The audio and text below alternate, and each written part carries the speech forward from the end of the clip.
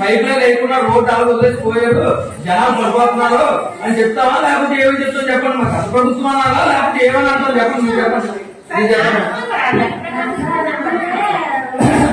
చూపించిన ఆ గవర్నమెంట్ లో చేసిందని అంటున్నారు. ఈ గవర్నమెంట్ వచ్చినా చాలా పైప్ లైన్ వేయాలంటే వీళ్ళు తప్పల్సిందే.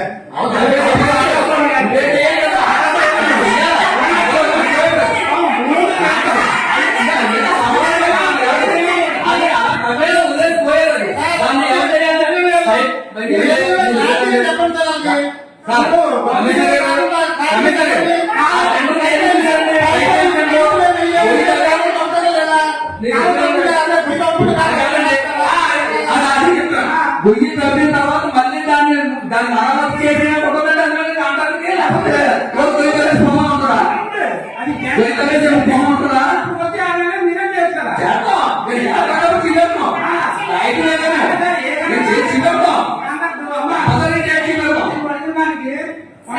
ప్రభుత్వానికి సంబంధించి